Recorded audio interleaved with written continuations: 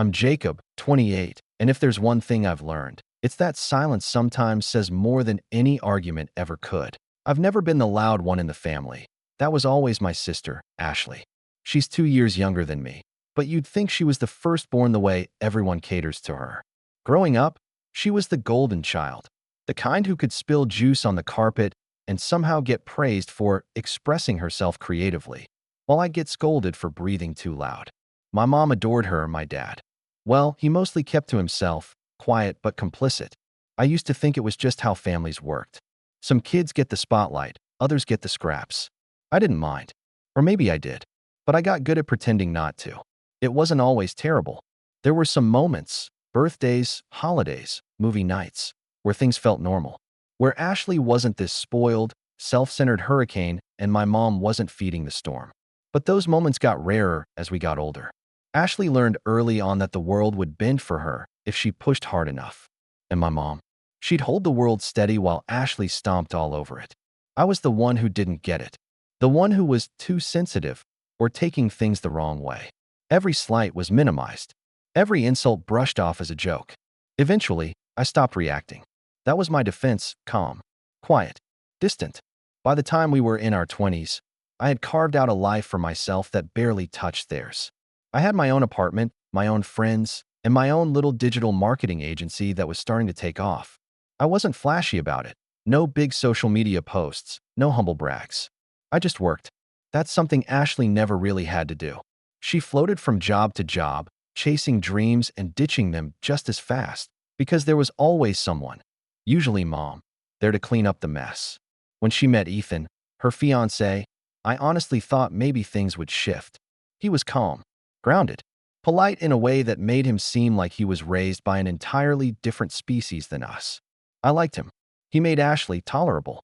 Not better, but at least bearable. So when Ashley got engaged and started planning the wedding, I braced myself. I knew there'd be drama. I just didn't expect to be at the center of it. It started small, a text message, almost an afterthought. Hey, wedding's on June 17th. Try not to wear anything weird. That was it. No, can't wait to see you there. No invitation, no actual excitement. Just a reminder not to embarrass her. I stared at the message, then locked my phone and went back to work. I didn't respond. Not because I was angry, but because I wasn't surprised. That was just Ashley. A week later, I got a call from my mom. Did you see Ashley's message? She asked, voice sharp. She said you didn't reply. I told her I saw it, and that I didn't think it warranted a response. You always act like everything's a personal attack, she sighed. Just be happy for your sister. It's her big moment. Her big moment. Always her moment. I stayed civil. I said I'd be there. I'd wear a plain suit, and I wouldn't get in anyone's way. My mom didn't thank me. She just said, good. Don't make it about you. A couple days later, Ashley called. I thought maybe she was going to talk about the ceremony, or ask for help, or just, I don't know, connect like normal siblings do. But she launched straight in. So I talked to the photographer, she said, and we're doing all white, super clean aesthetics, very elegant. No loud colors, no distractions. That includes people, by the way. I asked her what she meant. She hesitated. I mean, like, your beard. Can you trim it? And maybe, don't stand too close in the family shots. You'll just ruin the photos. She said it so casually, like she was discussing tablecloths or centerpieces. Like I was a prop, an inconvenient object she had to work around. There was a long silence on my end. I didn't know what to say. I think she took that as agreement. Cool, she said, before hanging up. I sat on my couch, phone still in my hand, and just stared out the window for a while. That's the thing about people like Ashley. They push and push and push, and because they've never been told no, they don't even realize when they've crossed a line. And mom, she'd always defend her. Always. 2 days later, another call. This time from mom. I know Ashley called you, she said, and I think maybe you should just let her have her moment. If it's going to stress her out having you there, maybe it's best you sit this one out. I said nothing. Not out of shock. I think I had already expected it. I just hadn't expected it to hurt the way it did. You understand, right? She added. Just this once. I nodded, even though she couldn't see me. Sure, I said. Just this once. When I hung up, I didn't cry. I didn't rage. I didn't throw my phone or punch a wall. I just sat there, completely still, for what felt like an hour. My chest felt hollow. Not because I wasn't invited to the wedding, but because I wasn't even worth a lie. Not even a half-hearted excuse. They wanted me gone, and they didn't even bother to sugarcoat it. I was a blemish on Ashley's big day, a smudge on her carefully curated photo op. 3 weeks passed. I didn't hear from anyone. Not Ashley, not my mom, not even Ethan, who I figured had probably been guilted into going along with it. I buried myself in work. I signed 3 new clients. I hit a new monthly revenue high. I moved into a bigger office. And still, not a word from them. It was like I never existed. Until I got a notification on my phone, a forwarded email from a mutual friend of Ethan's and mine. It was a thank you note from the wedding venue.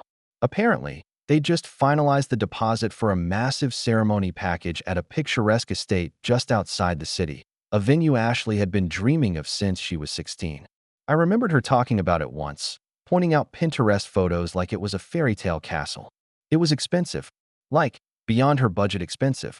I guess Mom must have pulled some strings. Or maybe Ethan's family chipped in. But when I looked closer at the email, something caught my eye. The reservation was under Ashley's name, but the contact person listed was someone I knew. Someone who owed me a favor. And that's when the idea first sparked. Quiet, subtle, but growing. Not out of spite. Not at first. But the more I thought about it, the more it made sense. They didn't want me at the wedding? Fine. But that didn't mean I wouldn't be involved. Even if they didn't know it yet. I didn't act right away. I let the idea sit in the back of my mind, simmering quietly while I went about my usual routine. Work, gym, dinner, sleep, repeat. But something had changed. There was a tension in my chest I couldn't shake, like my body knew something was coming before my mind could put it into words. I kept revisiting the conversation with my mom. Her voice, dismissive and calm, still echoed. Let her have her moment. The way she said it, like I was an obstacle, a distraction, something to be managed. And as the days passed, more little things started stacking up. It started with the group chats, the family ones.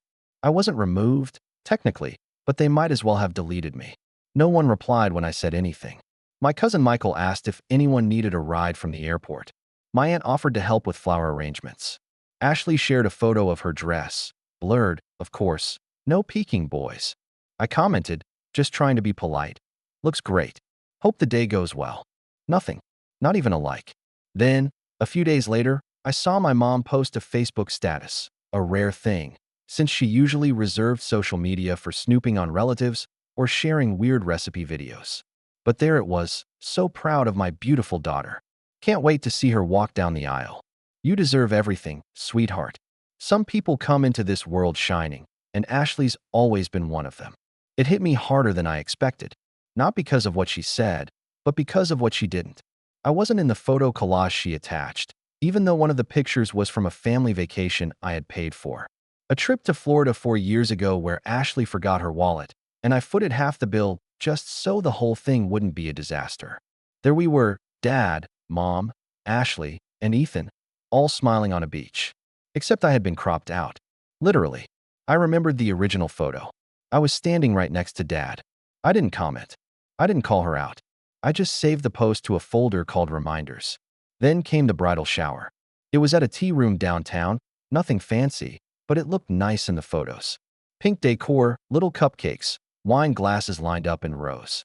Someone had made custom napkins with Ashley and Ethan's initials in gold. I wasn't invited, obviously, but I didn't expect to be. What I did expect, or maybe hoped, was that no one would bring me up. That I'd be quietly skipped over, left out, but not mocked. I was wrong. Later that night, a friend of mine, Layla, messaged me a voice memo. She worked at the tea room part-time and just happened to be covering the event. Jacob, she said, laughing softly. You are not going to believe what your sister said today. I braced myself. Layla continued. So they were opening gifts, and someone gave her this digital photo frame. She joked, guess I'll have to filter out the family weirdos before I upload anything. Then she literally said, and I quote, honestly, I'm glad Jacob's not coming. He has that awkward energy, like he's always judging everyone. There was a pause. Then Layla added, and your mom? She laughed and said, well, he's always been a little jealous of Ashley. It's not his fault. He just never found his thing. That part hurt the most. I had found my thing. I'd worked hard to build a life on my own. No one handed me a down payment or covered my rent when I was struggling. I learned coding from YouTube tutorials and built my business from a beat-up laptop in a studio apartment with water stains on the ceiling. And they still saw me as nothing. Worse, as a joke. But the final push came a week before the wedding. I was out for coffee with Ethan. He texted me out of the blue. "Hey man, haven't seen you in a while. Want to catch up?" I was surprised. Honestly, I thought he was just going along with Ashley to avoid conflict. But we met up anyway, and he seemed tired. Not physically, but emotionally. Like he was constantly walking on eggshells. "You okay?" I asked, once we sat down. He stirred his coffee, eyes fixed on the foam. "Not really," he admitted. "I didn't know how messy things had gotten with your family. Ashley told me you didn't want to come, that you'd be a distraction." I laughed, a short, bitter sound. A distraction from what? Her delusions. He didn't respond. Just looked at me with something that almost resembled guilt. "I'm just saying," he mumbled after a pause. "You didn't deserve that." It was quiet for a moment. I watched him closely.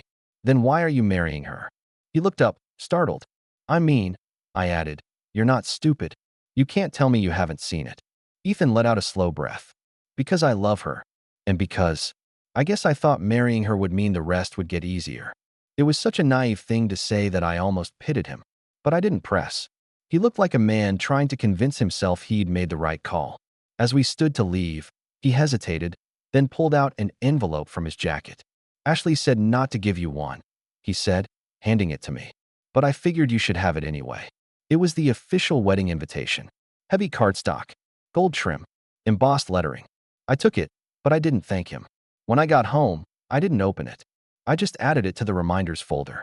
At this point, the idea that had been simmering in my head, it wasn't just an idea anymore. It was a plan, and I was ready to make my move. They wanted a perfect day? They made sure I wasn't part of it? Fine. But they forgot one thing. That dream venue Ashley had booked? The one she posted about in all caps? The one she cried over when the reservation finally came through? She didn't own it. She didn't really have it. Not yet. But I knew someone who did. And I had just wired the deposit. I didn't cancel the reservation right away. That would have been too easy, too obvious. No, I needed her to feel safe. Secure. Like her world was perfectly in place. So I let the clock tick down. I let her coast through the final stretch of her fairy tale plans, thinking everything was in motion. Her dress fitted, her florist lined up, the caterer booked. I even watched, silently, as she posted daily countdowns on Instagram. 10 days to go until I become Mrs. Ethan Lane, with little white heart emojis and a picture of her ring. 7 days. Dream venue, dream dress, dream life. Every caption felt like it was aimed right at me. Not just because I wasn't included, I had grown numb to that, but because there was an air of triumph in her tone. Like this wedding wasn't just a celebration of love, but a victory lap over me. Over the awkward energy, the jealous brother, the background character in her perfect little story. I started getting texts from distant relatives, people who hadn't messaged me in years. Most were polite, asking if I'd be attending, if I needed help with a ride or a suit rental. Some were passive-aggressive. One cousin wrote, "So sorry about the misunderstanding. Hopefully you and Ashley can make peace for the big day." Misunderstanding. That word made me want to laugh. It's amazing how people who weren't there for a single conversation suddenly think they're qualified to play peacemaker. But the real tipping point, the moment that snapped something deep inside me, came 3 days before the wedding. I got a call from my dad. That in itself was rare. He's always been more of a quiet figure, someone who watches from the sidelines and avoids conflict like it's a full-time job. But this time, his voice was sharp. Not angry, just clipped. "Jacob," he said, "your mother told me you're still holding a grudge."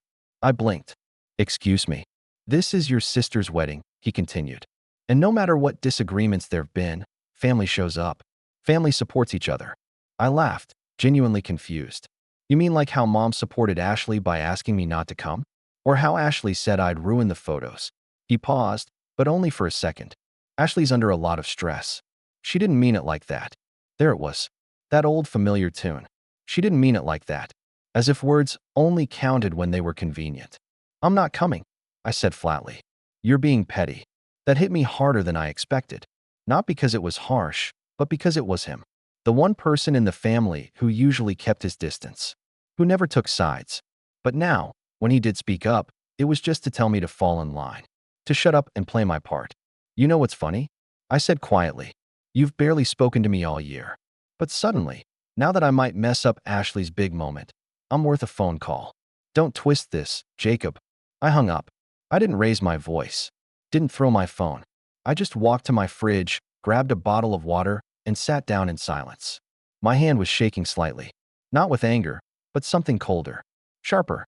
Like betrayal settling into my bones, threading itself through old wounds I thought had long scarred over. That night, I opened the wedding invitation Ethan had given me. I stared at the gold-trimmed card, the elegant script, the poetic line at the bottom. Together with their families. I nearly laughed again. Together with their families. As if I was ever part of that picture. And then, I got an email. It was from the venue. Hi Jacob. Just confirming the ownership transfer for the June 17th reservation. Since you've officially acquired the property, we'll move ahead under your name. Let us know if there's anything else we can assist with. Property. Not just the booking. The venue. A few years ago, I helped a friend, Nate, get his event business off the ground. It was a loan, a favor, and when he finally made it, he promised to pay me back. Not just the money, but a cut of the next opportunity. That opportunity came in the form of a rustic estate on the outskirts of town. A popular wedding spot.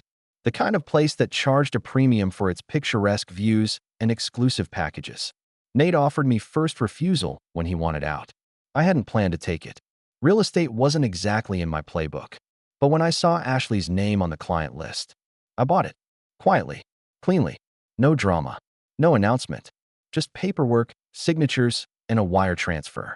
The venue wasn't rented anymore. It was mine. 2 days before the wedding, I got another text from Ethan. Can we talk? I ignored it. 1 day before the wedding, Ashley posted a story of her rehearsal dinner.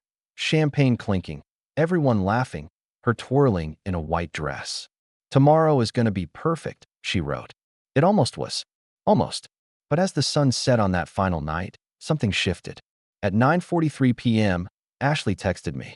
I hadn't heard from her directly since the "You'll ruin the photos" call. Her message said, "Did you mess with the venue?" I stared at the screen. My heart was calm. Steady. Then, at 10:12 p.m., I got a second text. This one from Mom. Tell me this is a mistake. Jacob, please. Ashley's in tears. And finally, at 10:45 p.m., Ethan called. I let it ring, then turned my phone off completely. The dream was cracking. And the silence? This time, it spoke volumes. I didn't sleep that night. I didn't need to. I just sat on the edge of my bed, staring at the soft blue glow of my powered-off phone like it was a ticking bomb.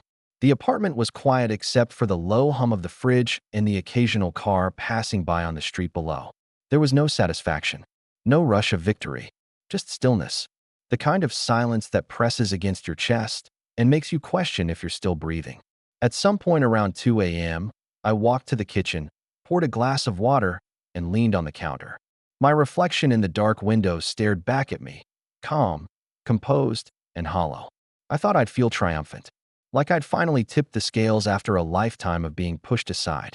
But instead, I just felt tired, heavy, because deep down, part of me still wanted someone, anyone, to understand. Not agree, not even apologize, just understand why. But that wasn't going to happen. By morning, my phone had lit up with messages. Some were furious. Others were pleading. Mom called 4 times. No voicemail, just rapid hang-ups. Ashley sent a voice note. 1 minute and 22 seconds of shaky breathing and rage-fueled sobbing, ending with, "You've ruined everything. I hope you're happy, Jacob. I really do." And then Ethan. Unlike the others, his message was short. I get it now. I'm sorry. That one hit me. Not because it excused anything. It didn't. But it was the first sign, maybe the only one, that someone in that entire mess of a family finally saw behind the curtain. But it didn't change the fallout. The wedding was officially canceled by noon. The venue, my venue, issued a statement citing logistical conflicts. And though they refunded most of the costs, the emotional damage had already been done. Photos and videos started disappearing from Ashley's social media. Her countdowns vanished. Her bio changed from bride-to-be ring to just broken heart. And then, the text stopped. The calls went quiet. The storm had passed. But the silence that followed? It wasn't peaceful. It was punishment. By the end of that week, I was completely cut off. Mom blocked me on everything. Her way of making sure I couldn't hurt the family anymore. Dad sent one last text. You've made your choice. I hope it was worth it. No one asked why. No one came to hear my side. They just shut the door and locked it from the inside. I spent the next few days going through the motions. Wake up, work, shower, eat something bland. Pretend not to notice how quiet it all felt. My apartment, usually a safe place, suddenly felt like a quarantine zone. No one visited. No notifications buzzed. Even my friends, the few that weren't mutuals with Ashley, gave me space. Layla messaged once or twice, checking in, but I kept my replies short. I didn't want to explain. I didn't want to defend what I'd done, but I also didn't want to be here anymore. One night, I found myself driving without a destination, hands gripping the wheel a little too tightly. I passed the old neighborhood, the house I grew up in, and saw the porch light on. I pulled over across the street and just watched. It was surreal how small it looked. The house that held so many birthdays, arguments, cold dinners. It used to feel massive when I was a kid. Now, it looked like it belonged in a snow globe, pretty, quiet, and sealed shut.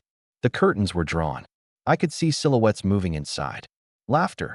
I knew who they were laughing with, and I knew who they weren't. I didn't cry.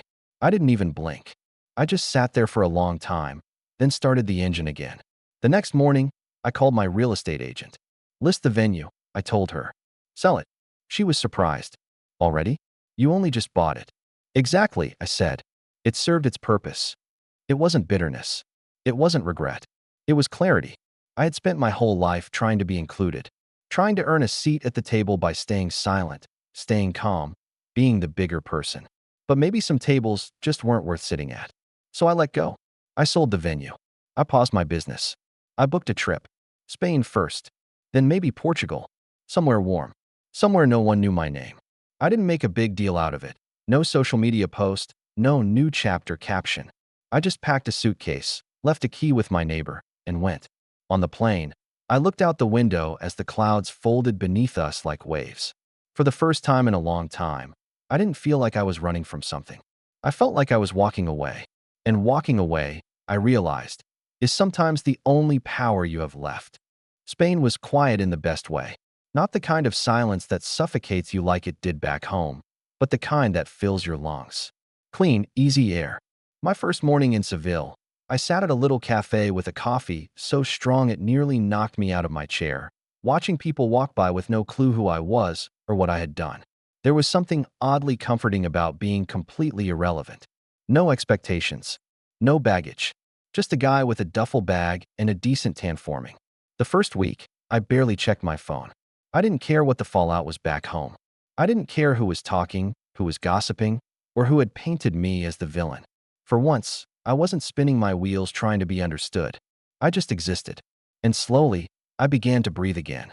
The second week, I started getting back into work. Not because I had to, but because I wanted to. I brought my laptop to quiet rooftops and beachside patios, fingers gliding over the keyboard with a kind of focus I hadn't felt in years. No interruptions. No expectations. Just me and the ideas I used to love before they became ways to prove myself. One afternoon in Barcelona, I met with a client over Zoom, a startup I'd been advising on and off. They'd been low maintenance for months, but during that call, the founder offered me a full-time contract. Said he wanted me to take over the entire digital growth strategy. Generous compensation. Full creative control. My jaw tightened when he said it. I didn't even ask for the position. I hadn't tried for it. That was the first time I realized I didn't need validation from the people who had ignored me. I was finally being seen by people who chose to see me. I accepted. By month 2, I was officially living abroad. Lisbon became my new base, a city full of color, music, and life. I rented a sunlit apartment on a quiet hill with a balcony view of the water. I took early morning walks past the pastel buildings, greeting neighbors I didn't know in a language I barely understood and never once felt out of place. And then came the email. It was from Ethan. Subject line: if you still read these. I hesitated before opening it. Part of me wanted to delete it on sight, but curiosity always had a stronger grip on me than pride. The message wasn't long. We called it off. Not just the wedding, everything. You were right. I just didn't want to admit it. I hope you're doing well. I read it twice, then a third time. Not because it changed anything, It didn't. But it confirmed something I already suspected. The collapse wasn't just about a canceled venue. It was deeper, wrought from the inside. I didn't respond. Some things are better left unanswered. Around that time, I started writing again, not just emails and campaign pitches, but real writing. I journaled. I drafted short stories.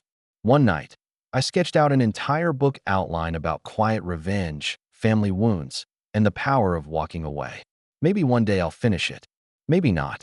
But it felt good to tell a story that didn't end with someone like me being the afterthought. The money rolled in faster than it ever had back home. The startup I worked with? They got acquired. Huge payout. I was given an equity share as a thank you. I hired 2 assistants. I formed my own boutique agency. Clients came to me now. I didn't pitch. I didn't beg. I just said, this is what I offer. Take it or don't. Most took it. One evening in early spring, I got a message from Layla. She'd kept in touch. Quick hellos, travel envy, the occasional meme. But this time it was something different. Saw Ashley today. She's not doing great. Mom's been telling everyone you sabotaged the wedding for fun. Family's a mess. You okay? I stared at the message for a long time before replying. Yeah, I'm okay. And I was. Because by then, I had learned something I never understood while growing up in that house. Power doesn't come from being loud. It doesn't come from proving your worth to people who've already decided you have none. It comes from knowing exactly who you are and never handing that over, no matter how many people ask you to shrink. I was no longer the awkward brother, the forgotten son, or the unwanted extra in someone else's photo.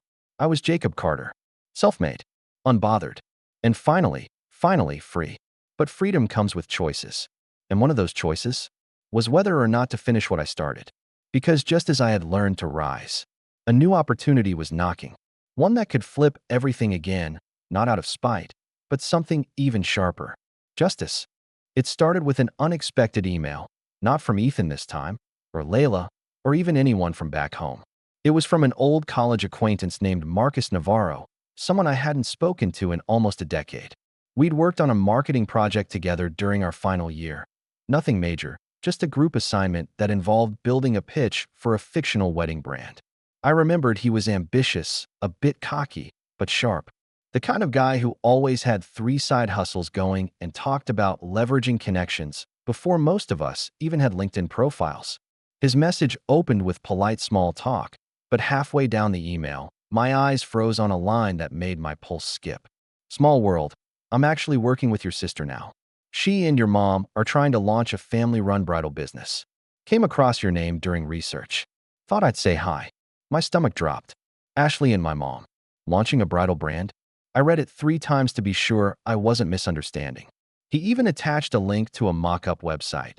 Just a splash page so far, with a pastel pink logo and a photo of Ashley looking serene in front of a borrowed floral arch. The name? Evermore and Company.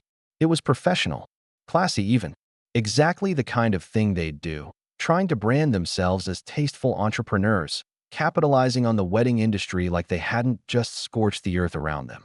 And there, in the About Us section, was a line that nearly made me laugh out loud. After planning my own perfect wedding. Perfect? I stared at the words, then leaned back in my chair and exhaled through my nose. So that's what they were doing now, rewriting the past. Painting over the cracks. Turning failure into a fairy tale so they could make a profit. Marcus's message continued. They're looking for someone to handle digital ad strategy and long-term scaling. I know you're busy, but I figured I'd float it to you anyway. If nothing else, just to reconnect. Let me know if you're interested. I didn't respond right away. Instead, I opened a document and started typing. Client profile, budget estimate, long-term goals, funnel optimization. It was all second nature now. Something I could sketch out in an hour with half my brain tied behind my back. But this time, I added one more section at the bottom. Brand vulnerabilities. I listed the weak spots, vague mission statement, untested demographic, over-reliance on local vendors, 0 social proof. I wasn't being cruel, just thorough, just observant, strategic, because suddenly, this wasn't just about being over it. It was about leverage. Over the next few days, I kept an eye on the business quietly. I tracked their domain registration, followed the Instagram account they launched, and watched as they gathered a few hundred followers, mostly extended family and friends of friends. I noticed that Ashley's posts all used the same aesthetic, soft focus, filtered elegance. Smiles that were wide but hollow. Every caption screamed, "Look how well we're doing without you." But underneath it all, I saw what they were really doing, scrambling to start over, trying to polish a broken crown and pretend it had never fallen. And I had something they didn't. Time, distance, clarity, money, and a reputation they couldn't touch. I spent the next week building something of my own, something subtle, not a competing bridal business. That would be too obvious, too loud. No. Instead, I created a consulting firm under a completely different name, Whitecrest Digital, and began offering exclusive marketing packages for luxury event brands. I brought in 3 clients within the first 2 weeks, one of whom happened to be expanding their operations into the exact market Ashley and Mom were trying to target. And unlike Evermore and Company, these clients had money, vision, stability. I didn't reach out to Marcus again, not directly. Instead, I had one of my team members send a formal pitch deck to Evermore under a different name. A subtle test. 3 days later, we received a reply. Ashley herself had written it. "Thank you for reaching out. We're currently evaluating options for long-term partnerships. Can you provide a list of prior campaigns and client results?" She had no idea she was talking to me. Not yet. But that was the point. I wasn't coming through the front door. I was already inside the house. And while they scrambled to build something on the ruins of the lie they told themselves, "We're fine without him," I was planting seeds in the shadows, learning everything I could, watching who they partnered with, who they borrowed from, how they moved, waiting. Because revenge, real revenge, isn't loud or messy. It's not about rage. It's about timing. And I was just getting started. The morning everything began to unfold, I was sitting on the balcony of my Lisbon apartment, sipping espresso while the sun broke over the city. It was peaceful, almost too peaceful for what I had planned. But that's the beauty of revenge when done right. It doesn't require screaming. No explosions. No dramatic confrontations. It simply unfolds, elegantly, quietly, and leaves its target wondering when, exactly, everything slipped out from under them. By then, Whitecrest Digital had signed 3 of Evermore's direct competitors, local, high-end bridal service providers operating in the same mid-luxury tier Ashley and my mom were targeting. We had been quietly growing their reach, absorbing the market share Evermore hoped to claim. While Ashley focused on aesthetics and Instagram likes, our clients were booking contracts, locking in venues, and building reputations. It wasn't personal to them, just business. To me, it was both. But the real play started when I pulled strings with one of our newest clients, a bridal expo organizer with an exclusive contract to host the largest wedding showcase in the state. Evermore had applied for a featured booth, and after a brief call with the organizer, whom I had helped secure a major partnership the week before, Evermore's application was regretfully declined due to limited space and brand overlap with existing partners. In reality, it was because they didn't meet the minimum experience threshold. I had made sure of that when I helped update the eligibility requirements. Ashley didn't take it well. Layla forwarded me a screenshot of a message Ashley sent to a group chat she thought I wasn't part of anymore. It read, "This is actual sabotage. We are the target demographic. Some fool must have pulled strings to block us." For once, she wasn't wrong. But it didn't stop there.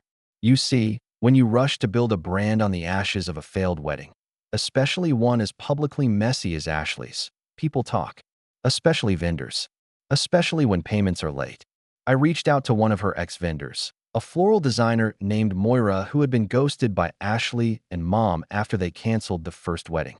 I offered Moira a premium contract with one of my clients in exchange for some polite information sharing. Turns out, Evermore had been leveraging photos from styled shoots they didn't pay for, ones they had no licensing rights to. Worse, they had been reposting Pinterest images with captions implying those were their events. I forwarded those findings to the expo organizer, just to clarify that they'd made the right decision declining Evermore's application. It also didn't hurt that one of my clients had a direct pipeline to a popular wedding blog. Within a week, an anonymous expose appeared online titled, "Fake It Till You Break It: The Rise and Fall of a Faux Bridal Brand." They weren't named outright, but if you were in the industry, especially locally, you knew who it was about. Evermore's Instagram engagement plummeted overnight. Comments were disabled. Followers dropped. Their email list, which had barely crossed 1,000, saw nearly half unsubscribe within 3 days. But I still wasn't done. The final piece came from Marcus, the guy who had unknowingly tipped me off in the first place. He reached out again, confused. Hey, so random thing. I pitched Evermore to a VC I know, and apparently your name came up. Do you know someone named Jake Rowland? I smiled. Jake Rowland was the alias I used for all my Whitecrest correspondence. Not a full fake identity, just enough of a separation to protect my real name while doing quiet damage. I called Marcus. Listen, I said, I didn't want to drag you into this, but you deserve to know what they're building is a lie. I walked him through everything. The unpaid vendors, the misused media, the sabotaged Expo application. I told him the truth. Evermore wasn't built on passion or purpose. It was built on the need to erase failure and pretend the cracks never existed. He was silent for a moment, then said, You want me to pull out? I want you to do what's best for your reputation. He didn't hesitate. By the end of that week, Marcus backed out of their project. So did another partner I'd quietly reached through a mutual contact. Mom and Ashley, blind to how interconnected this industry really was, had made the fatal mistake of assuming people would take them seriously just because they sounded like they knew what they were doing. Without investors, without partnerships, without the buzz of an expo appearance to legitimize them, Evermore started to crumble. Ashley posted a story a few days later, a black screen with a white quote that read, Some people will try to destroy what they can't have. I didn't reply. I didn't comment. I didn't need to. But I did watch, quietly, as the Evermore website went offline a week later. Domain unregistered. Instagram deleted. All that was left was a digital ghost of a dream that was never really theirs to begin with. And I was still on my balcony in Lisbon, still sipping coffee, still building something real. I hadn't raised my voice. I hadn't burned their house down. I just removed the foundation and watched it collapse on its own. It took about 3 weeks for the full fallout to settle in, like ash drifting slowly down from a fire no one saw coming. I didn't hear from Ashley directly, not at first, but Layla, ever the unintentional informant, filled in the blanks. According to her, Ashley and my mom had an epic falling out. One of those loud, window-rattling, public-style arguments at a local cafe, where half the town seemed to overhear it. Mom accused Ashley of being careless, of mismanaging everything, of blaming everyone but herself. Ashley fired back, claiming Mom had pushed her into it all, the business, the wedding, the fake facade of having it all together. She even called her out for suggesting I shouldn't come to the wedding in the first place. He was never the problem. You were, Ashley reportedly screamed before storming out. It was ironic. After all these years of them sticking together like glue, it finally unraveled. Not because of me, but because they had built everything on a lie they both pretended was truth. The truth that I didn't matter, that I didn't belong, that I could be left out, and the world would keep spinning. Except now, the world had spun, just not in their favor. Ashley moved back in with Mom a week later. She had drained her savings trying to keep Evermore afloat. Ethan had completely vanished from the picture, not just blocked, but rumored to have relocated for work, cutting ties clean. The dream wedding, the dream business, the dream life, all gone. Replaced with mutual resentment and the quiet kind of bitterness that grows when no one will admit they were wrong, just louder than everyone else. As for Dad, he sent me an email. Not a call, not a heartfelt letter, just a short, awkward message. Hope you're well. I saw the Evermore stuff online. Your mother's been quiet. Ashley too. You always were the smart one. I just wish I'd seen it sooner. Dad, I didn't reply. I had nothing left to say to the man who stood silent for decades and only found his voice when the house was already burning. But closure doesn't always need a conversation. Sometimes it's just a line you draw in the sand, then walk away from. Back in Lisbon, I kept building my company. By the end of the year, we were handling clients across 6 countries, with a waiting list stretching months out. I hired a team of 9, mentored young creators, and finally, started building the kind of legacy I used to dream about as a kid sitting quietly at family dinners while everyone laughed around me like I was invisible.